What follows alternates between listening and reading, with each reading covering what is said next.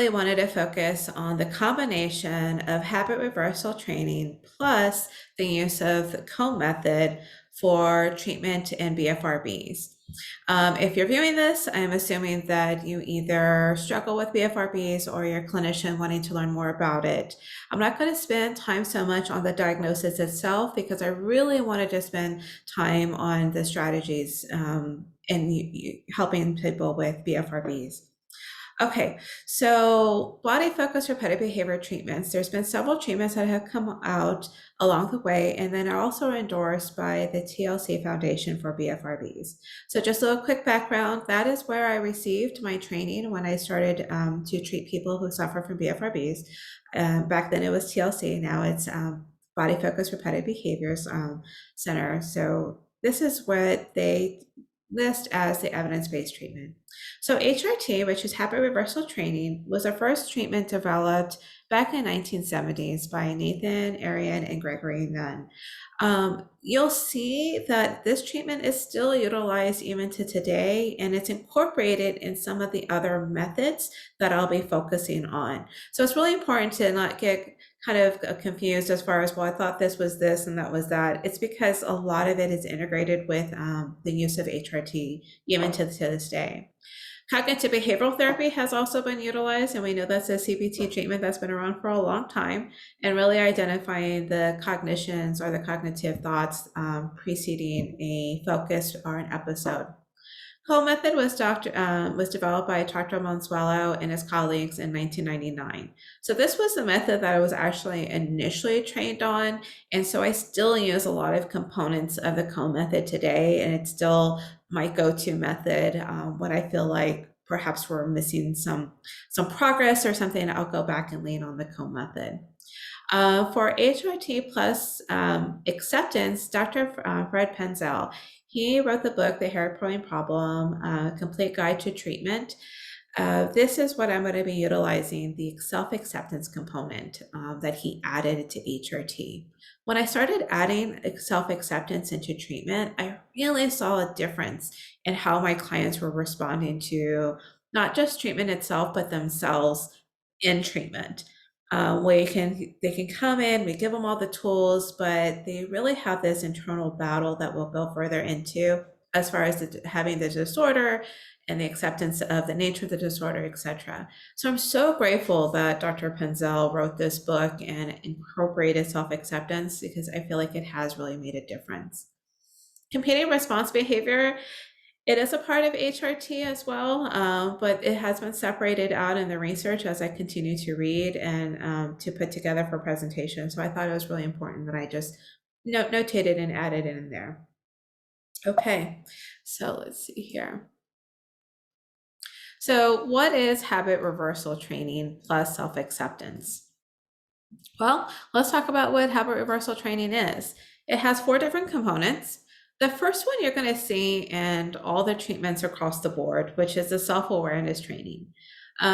This is usually listed as the very first step, as it is here in habit reversal training, but it also seems to be one of the most challenging steps that most of the clients that I've had in treatment struggle with, mainly because of the self-monitoring. Now, with wonderful technology today, they don't have to carry around a pen and paper anymore to record everything. There is a lot of cool apps like TrickStop out there that people have been utilizing that can still provide us a good amount of information that we're looking for when we're doing self-awareness training. Step number 2 is learning self-relaxation. So focusing on yourself as a way of reducing inner tension. And later in the presentation, we'll talk about how come that's important to do. 3 is diaphragmatic breathing, breathing regularly and evenly. I usually like to use the box breathing technique, breathing in for this 4 counts, exhaling for 4 counts, as we're looking at our diaphragm muscle and doing this breathing technique. 4 is muscle tension action. So learning a muscle action in which is opposite and incompatible to BFRBs. So that is kind of like the bread and butter when it comes to HRT method. Like you do an opposite competing behavior that you can maintain in order to get through the urge or the trigger for your BFRB. It's not enough though. So that was one thing that we, in the trainings I've been to, is just like, okay, that's great and wonderful. It can help, but these 4 steps as a standalone hasn't seemed to be giving us the results in treatment that we've been ultimately looking for. Like, what we do when we work with people who suffer from OCD. So with that being said, we're looking at the different steps that Dr. Fred Penzel has incorporated into his treatment. And so you're going to see parts of HRT in here, and then you're going to see his components as well. With going through his book, you realize step number 1 has never existed there before when it came to HRT. And it's something that, like I said, it's extremely important. But you can also see where he incorporated step number 3, the relaxation, or 2, 3, and 4, the relaxation and the monitoring, etc. So he is like, okay, these steps are still here, but now I'm expanding on it in HRT method in order to be able to fully help the client reach their ultimate goals. And then, of course, it continues. So the competing response training is also incorporated, assembling the steps 4, 5, and 6. Stimulus control and motivation building. This is important to recognize as well. He actually referred to Dr. Charles Mansuelo in regards to needing to recognize stimulus control. And when we're working with clients that suffer from BFRBs, this is actually pretty important because it does go in part of their awareness and logging of where is the stimulus coming from environmentally? Is it coming from our day-to-day routines? Has it been just assimilated with another behavior such as studying for homework, watching TV? So really looking at what do we need to do as far as stimulus. 9 and 10, I feel are extremely important to, 1, reach your ultimate goal of reducing the intensity and frequency of your BFRB, but also how to hopefully prevent future lapses from coming. It is nice to hear and see clients reach remission. And we always want to go in like, okay, here's what we can do to hopefully help keep you in remission as long as possible. But it's not when a lapse is going to happen, but it's just when, like, it's not if, but it's when. So we really try to prepare them of like, even though this treatment is helpful and successful, it does ebb and flow. There will be a lapse later on. So if we can accept that and then know exactly how we want to respond to it, if and when it does happen. So I feel like step number 10 is actually one of the most important steps when it comes to treating people who suffer from BFRBs. Okay, so going a little bit more into detail of acceptance. This is the part that like I said, I truly love. So this is from Dr. Penzel's book again. Accepting yourself is number 1 of the 5. This one has actually the largest time spent to it. When we're looking at self-acceptance, we're looking at, not judging yourself for this therapy or for this disorder, and not rating yourself as well as far as how you do with the disorder. What I mean by that is, so we go at the very beginning, and this is before I started doing the acceptance treatment. Here's your monitor, here's your log, come back, see me next week, we'll see how you're doing. And they come back and say, okay, show me your log. And I'll hear like, well, I was bad this week, or I didn't, I just really was not good, or they really were like basically judging themselves and judging their overall being just because of this behavior that they had. So we talk about like human beings were infallible, like we're not perfect. So we're fallible, we're not perfect. So to give ourselves 1 rating of our whole being is not being fair to yourself. So we must accept that this is a disorder that we have, and how we deal with the disorder is up to us. But we're not bad nor good when we struggle with it. It is a part of who we are. And this is where people tend to struggle. They either are embarrassed of having this disorder because it does tend to show to others, whether through hair loss, whether through it being picking on their face, or any other, major visual components of it. They'll come in embarrassed, shy, covering up, hoping that no one notices. And so they're judging themselves of being a bad person when they feel like they had fallen to their urges of BFRB. So once we truly come through that and work through that acceptance, then we like, okay, well, if we're fallible human beings, then guess what? Others around us are as well. So why is that important to recognize?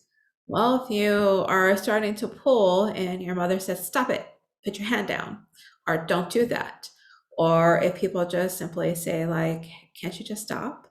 You're not going to possibly get the support or the responses from others that we're looking for. People may not truly understand that, even though, yes, this is something that you are physically doing.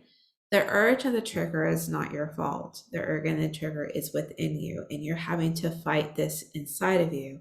And it's not something as simple as putting your hand down. So, having patience with others as they're trying to hopefully understand the disorder itself. Um, it tends to be a very secretive disorder. It tends to be something that they hold to themselves. And so the only time others get glimpses of it is only when they see the outside of it. So once we work through those two stages, then we look at accepting the illness and the nature of the illness. I'll never forget one little girl I worked with, 11 years old. She came in and she says, I'm broken, fix me. And I'm like, that was really hard to hear because it was her not, of course, at a young age, not really truly understanding what her illness was. And that, it was, we like to call, in treatment, I like to call the illness, tricky. Your BFRB is tricky. He tries to trick you. He tries to get you to do things. Let's battle against tricky. So we try to separate that from them so that that way they don't feel themselves as a bad person, but the illness is what we're battling. So, unfortunately, when we deliver the news to older adults suffering from it, and we say, okay, well, this is chronic, not acute. Once it's been triggered, it's something that we will continue to have to work through in different phases. Then I sometimes will get the shoulder shrug of like, well, then why try? Or I need to be pool free or pick free. And so we really look at like trying to understand, well, what does that mean, pull free to you? Because if we're looking at pull or pick free, we're looking at getting it down so low that it's not interfering. But you're telling me that you're absolutely wanting no behaviors at all. So really challenging what their expectations are with their illness rather than simply just saying, okay, let's go and battle this together. So, accepting the nature and the task of therapy, I feel is equally as important because here it's not something that it's medication and it's one and done. It's something that it does take time. So, time in therapy is important as far as gathering all this information, going through these steps, understanding yourself, raising that self awareness, and being persistent because BFRBs can be persistent back. They will try to find creative ways of catching you off guard. Maybe you go from focus pulling to unfocused pulling. And we'll talk a little bit about the differences in there as well and the dedication and time that it takes in therapy to get to the part of remission. So some people are challenged with this. They want to feel better. They want to feel better now. They want to stop this behavior and they want to know how to stop it now. And it does get challenging at times. And so this is why we really talk about that commitment to therapy, being persistent and with trying to overcome your BFRB and the dedication. That dedication really largely has to do with also the self-monitoring that we were talking about. Accepting the nature and the task of ongoing recovery. We will, even though we talk about like this is chronic, not acute, so which meaning that it will try to pop up later. So let's just be prepared for it. Here are all the tools we can do to try to keep it down. Unfortunately, some people have come back after a year or two of remission and they're mad about being back in treatment. Like, I'm mad that I'm here, but it was my family member that pushed me to come back because I've been trying to get this back under control for X amount of time. Unfortunately, we did see an increase of this type of situation when COVID happened. We know stress and anxiety could be a trigger to BFRBs. So what did most of people go through go through COVID, which stress and anxiety and uncertainty. So unfortunately, there were quite a few people that came out of remission and struggled with getting themselves back in. But seeing that anger component of like, I don't want to have to be back, going back to like, again, let's look at the illness and the nature of it and what recovery looks like.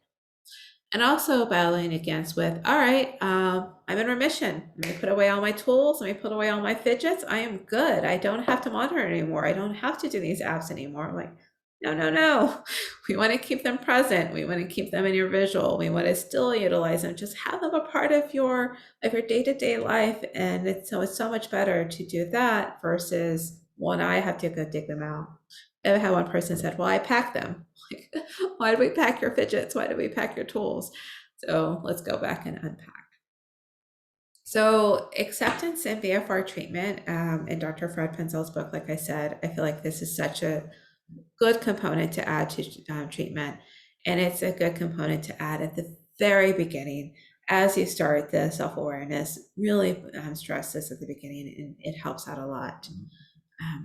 And of course, if anybody has any questions as I talk, please feel free to put in the chat. Okay. So now we're going into the awareness component. Like I said earlier, you'll see that across all treatment modalities, whether it be HRT, COMB, or CPT, we will really look at what is it that we're needing to record? How do we raise that level of awareness? So as you can see, there's quite a bit of steps here, and I'm also going to show you an example of a chart as well that's included in his book, so you can see how we try to get people involved in recording their BFRB occurrences. So when the episodes occurred, including the day and the time. So we'll not just put like Saturday. Well, what time Saturday? Was it in the morning? Was it in the afternoon? Was it in the evening?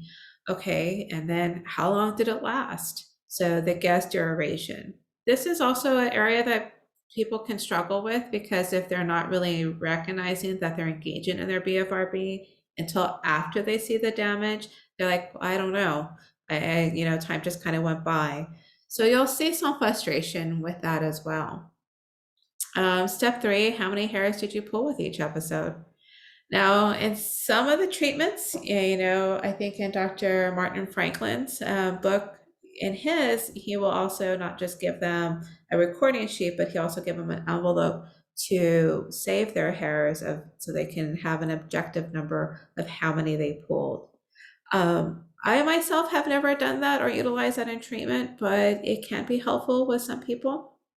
Sometimes they come in embarrassed or ashamed, but the reason why it's there is because it's supposed to provide an exact objective measure of how much did you really pull this week.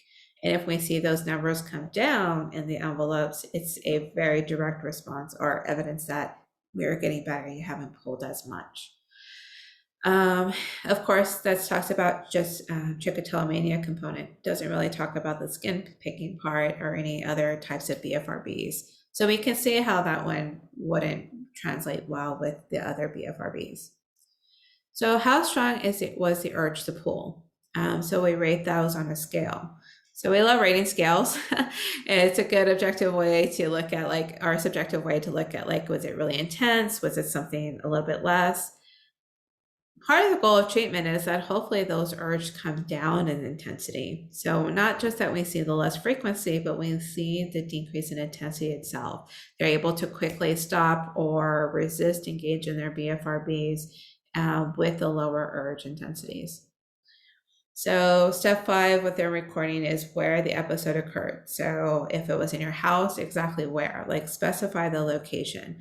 So if someone says, I was at home watching TV, okay, but where were you watching TV? Were you sitting on the floor, leaning back with your hand up? Were you sitting on the side of the couch? Like, really show me not just where, but also the body position as well. So we look at, okay, well, I was doing homework. Okay, we can assume desk, but not really. Some people do homework on their bed or on the floor. So really paying attention to those. And of course, the activity that they were involved in. This is why I also like some of those apps out there, because it gives you a nice little pie chart on there as far as like the intensity and stuff, or where they're involved.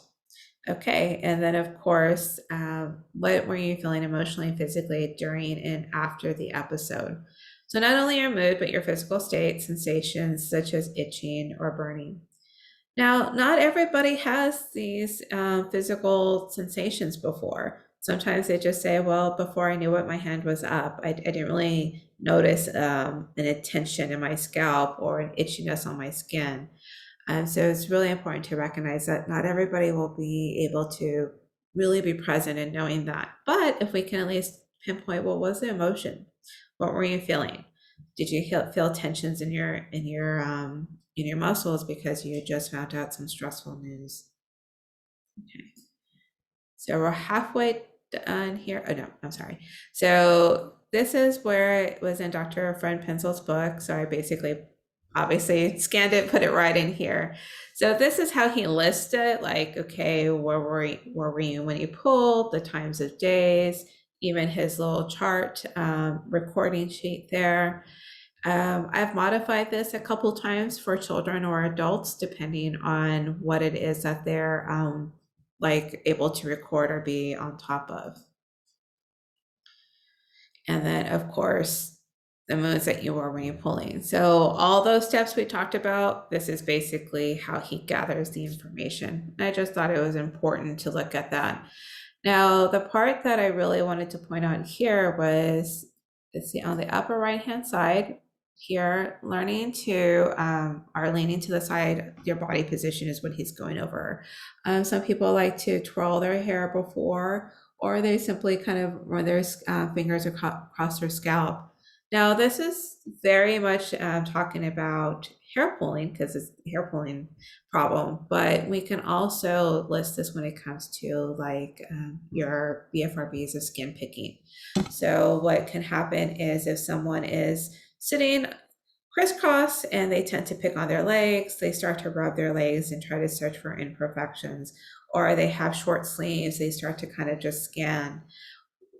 Typically, this will maybe start happening as they're in a stressful event. So even when they're sitting in front of me and we're conducting this session, if they start to feel kind of stressed or overwhelmed, I'll see their hand kind of go up, or even kind of search back here sometimes as they're looking to see if they're finding any bumps, any skin imperfections, or any previous scabs that they had.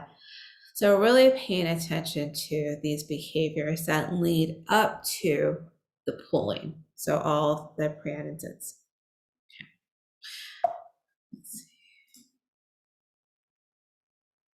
So this is the stimulus control component that we talked about. So the sensory aspects of BFRBs.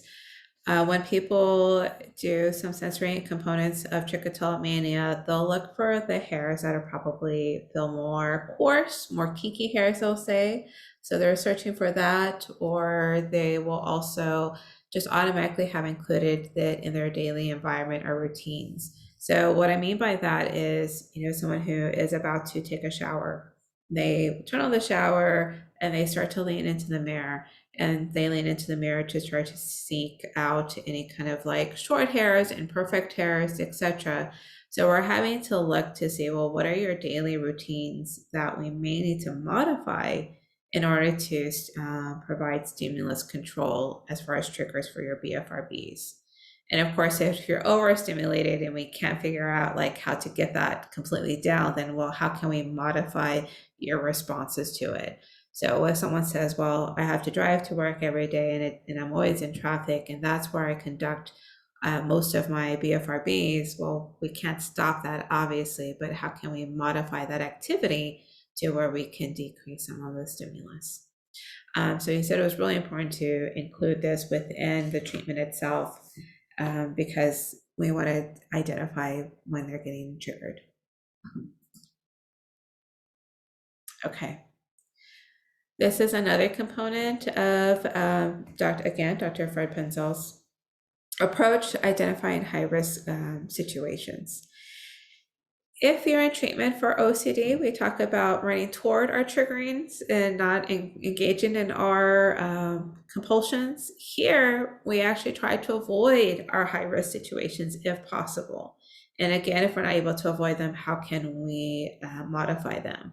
So lying in bed and watching TV late at night, I can tell you how many times this one gets reported to me. because a lot of times people tend to engage in their BFRB when no one else is around, and that's when they usually have the most alone time.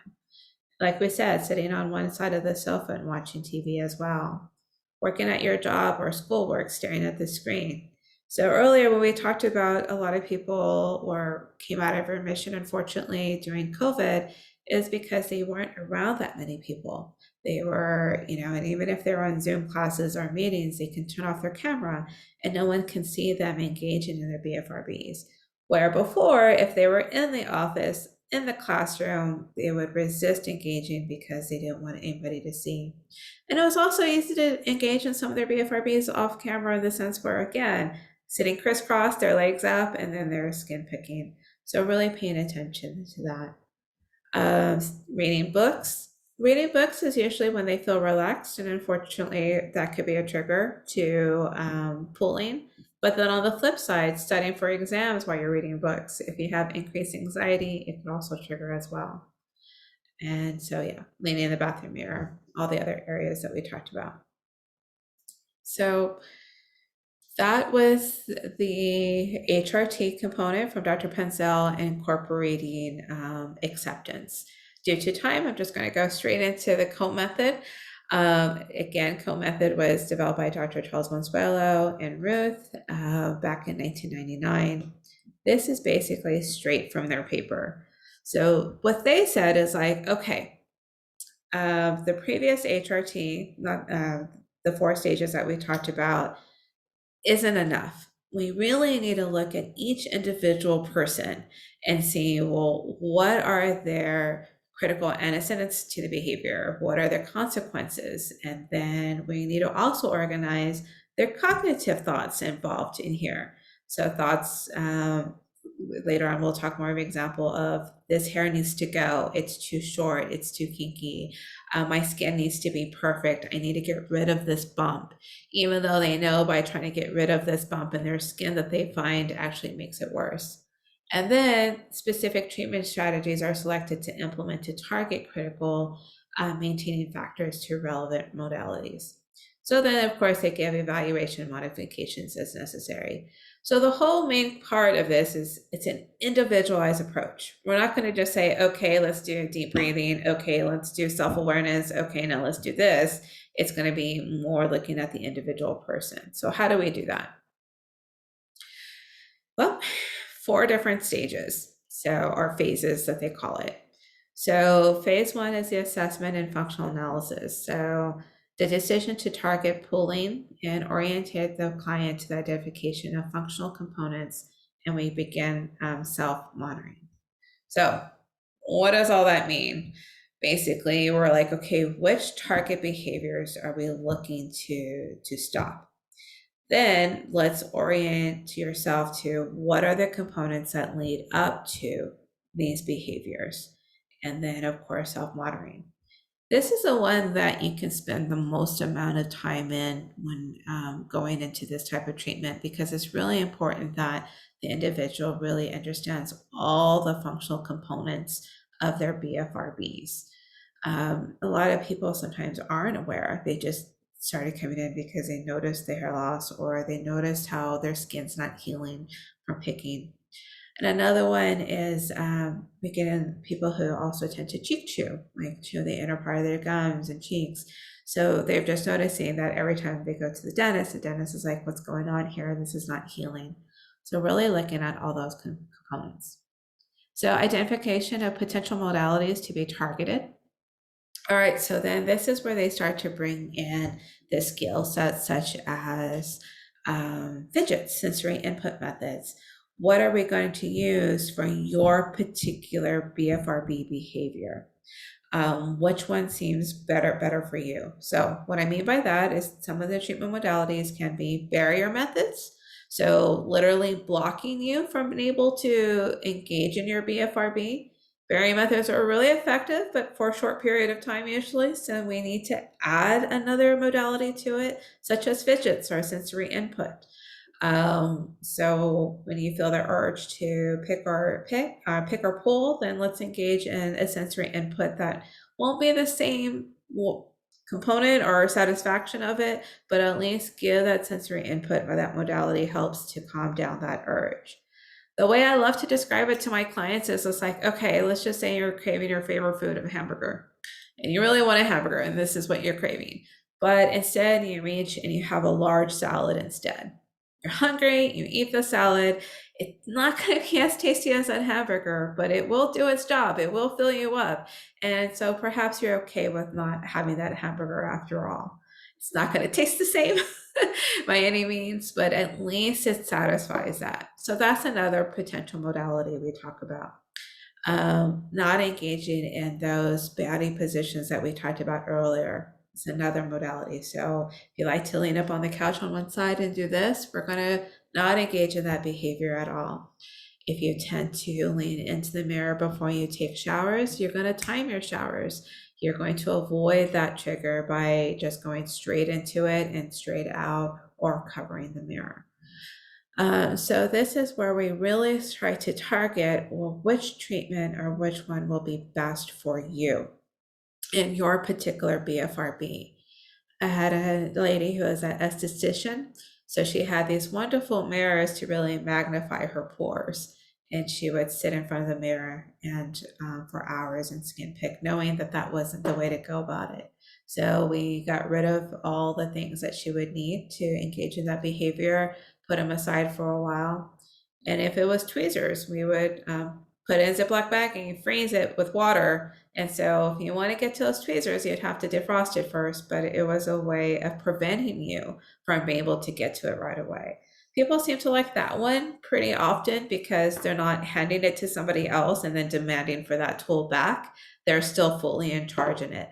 And of course, we're hoping that by the time those tweezers get boiled in water and defrosted, that urge will have passed. So phase 3, so identifying and then implementing these strategies. So now that we've identified the potential strategies, let's start implementing them. How did they work? What didn't work? And then this is again where we're not going to say you were bad. We're going to say like, how did this modality work for you, but what parts maybe did not, and what do we need to go and look at your individualized self and see how we could tweak these to be more for you. What I love about this therapy altogether is that it really is a team effort between therapist and client. It's really kind of digging in and problem solving.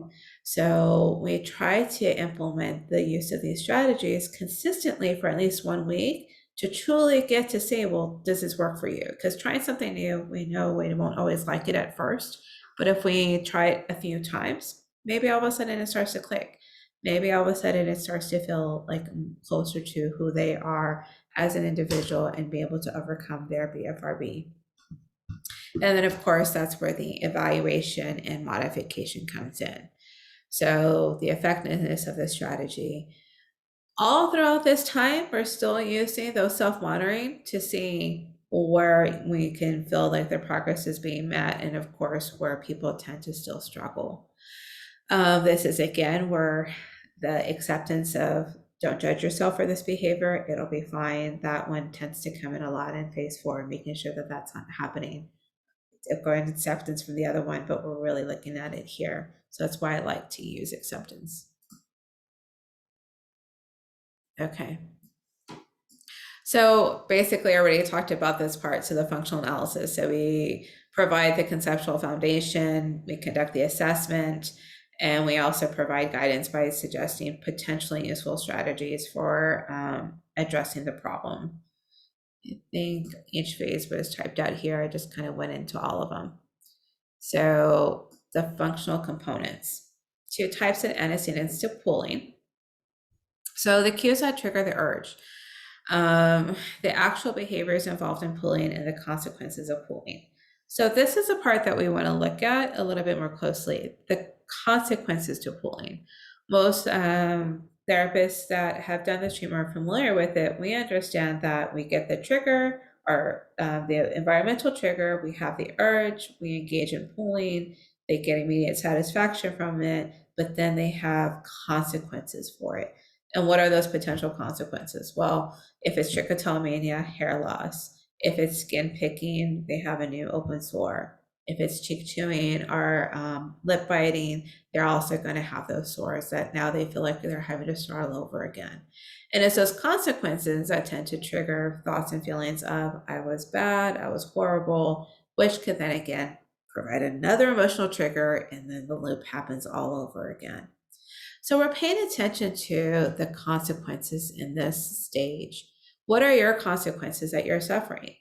I had a gentleman that came in and he had a fairly significant hair loss on the very top of his head. So his way around it was to wear caps. Like no one knows as long as I wear a cap.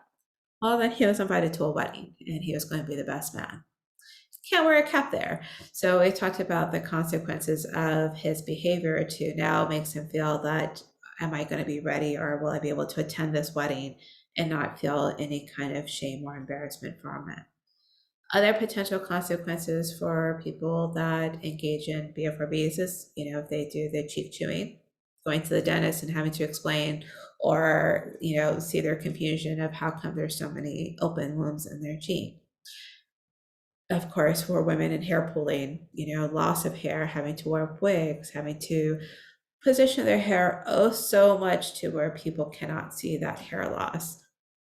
And of course, the esthetician that I had that was embarrassed to go to work because she feels like she is showing people on how skincare is supposed to look, and her skin's not representing that.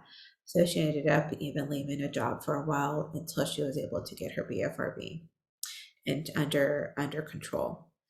So we look at possible cues, the settings, sounds familiar with the other ones that we talked about. And then any things that they use to implement the behavior, such as tweezers, mirrors. We also look like internal cues like anxiety or boredom. I had one girl tell me that she kept herself so busy so she would never be bored, because if she was bored, then she would engage in her BFRB. But I was just like, eventually there's going to be some downtime. We can't keep this energy going for so long. And of course, visual and tactile sensations, texture of the hair, color of the hair. One woman said, well, if I only pull my gray hairs, that'll be okay, right? Because they're my gray hairs. I'm like, well, okay, I get your point. But what happens when your gray hair is a majority of your hair? And so what are we going to do at that point? Cognitive cues. What they're telling themselves right before they pull. This grays have to go. That short hair is out of place. This bump is not pretty. My skin needs to be smooth. It needs to go. So really looking at those cognitive cues as they're about to pull, to use cognitive behavioral therapy there. Let's see. So here is an example of how Dr. Charles Bonsuelo and Ruth said to monitor. So time, began, ended, where, activity, basically all the things that we talked about in this previous slide. I really like this one because it's very short and sweet to the point. It is in their paper, and their paper is available on the TLC Foundation website. If you go through their resources, you look for his paper, it's about 20 pages length or so. It's really good. So you can definitely get this directly from him. So, and I've used this one pretty often, and people do like it because they're able just to kind of go across it. One of the key components of using self-monitored behavior is just to let the client know, do it immediately after the behavior has occurred. Please do not wait till the end of the day to try to remember everything, because sometimes I can't remember what I had for breakfast. Like, so how are you going to remember each time that you pulled and what was surrounding it? What some people have done is take pictures of it or replicate this in their phone. So they're able to quickly put it like in the notes section of their phone or like a document on their phone. So that way they don't have to worry about the actual pen and paper itself. The ones that will wait till the end of the week, especially the younger ones that I've worked with, if there's a kid version of this, I can always tell when they like quickly jotted everything down before a session. I'm like, okay, glad this was filled out. However, we're not really getting the benefits of it. One little side note here, it should be noted that self-monitoring can also play a role as a treatment strategy. I love hearing clients say, I wanted to really pull, but I decided like I'm going to have to record this. I'd rather not record it, so I'm just going to go ahead and resist pulling. So I've seen that happen quite a few times. It can last, but sometimes the strength of that strategy kind of dwindles. So we want to make sure that we're adding other strategies and modalities to it. But it is nice to see that just through self-awareness, they're able to at least decrease some of the intensity. All right, so this is the target modalities we talked about in phase 2. All right, so which modalities? All right, so if we are in emotional states such as boredom or anxiety, it can, I guess my typing got a little divided there, it can trigger pulling an effective modality.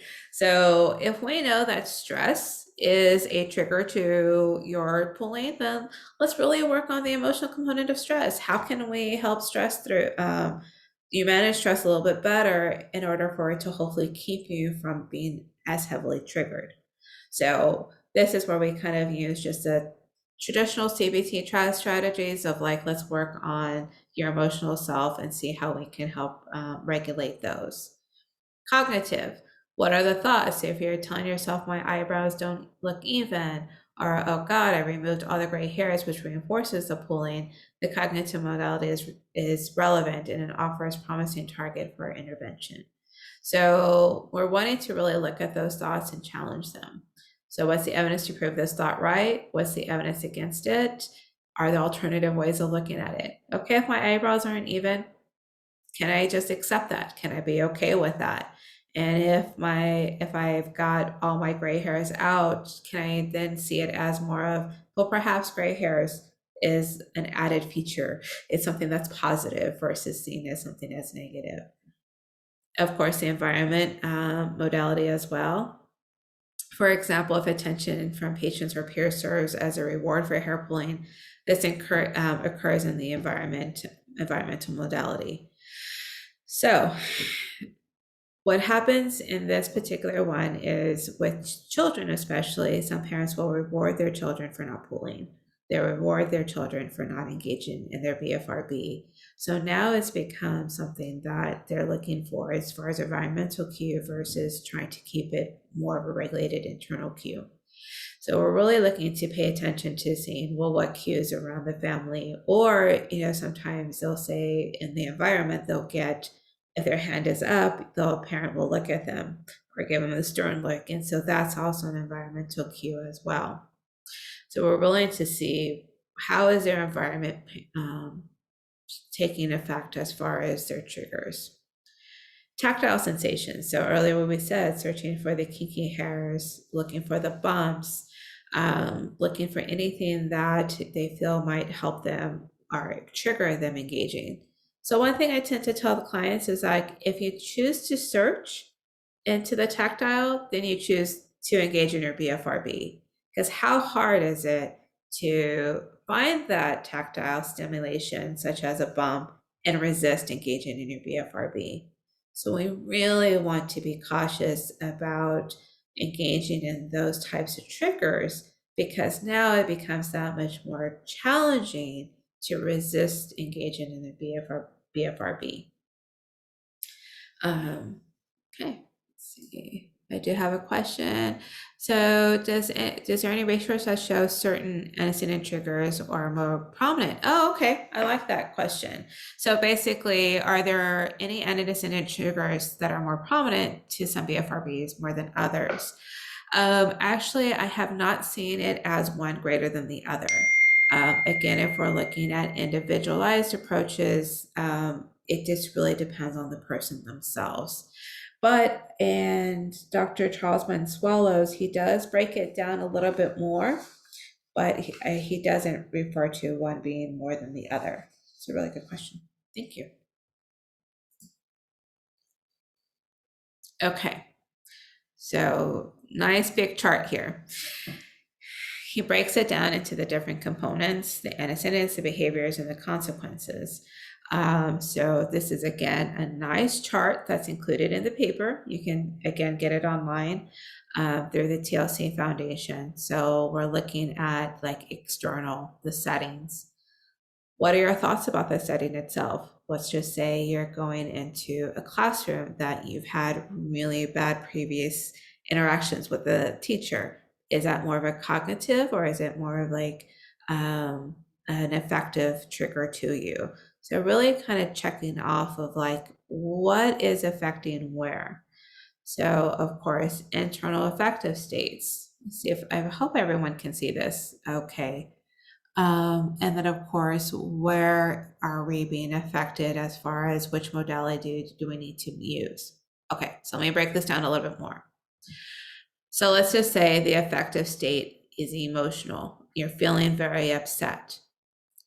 So do we want to approach this in the cognitive of what led to you feeling upset? What was the thought? I'm upset because I pulled yesterday. Okay, so can we challenge that thought of it's okay to pull? It is a part of my recovery. Or do we want to look at it more from just calming down the affective self state itself? Let me calm yourself down by doing deep breathing exercises. Let me see if I can engage in box breathing or grounding techniques. So this is where we can look to see which modality would best meet these antecedents to pulling. And again, with the behavior itself, okay, you're going to a particular place. What are you thinking about this place? I'll be by myself, so then therefore I can pull and no one will say anything. That could be a thought process as well. Or if I have chosen to look at a body site, again, if I choose to look, and this is going to be probably more of the sensory, I'm feeling it out, I'm seeing what's there, then do I need to use more of a sensory modality to help out? So that's kind of basically how we can go through this chart and figure out which modality would best match up to the pre-pulling, the behaviors, and the consequences themselves. So over here on this other table, it basically gives you examples on how that would look like once this has been filled out. Once we've been able to identify the cognitive coping strategy for this, then which one will we use? Okay. Yes, I would definitely be more than willing to share the website. Absolutely. Okay.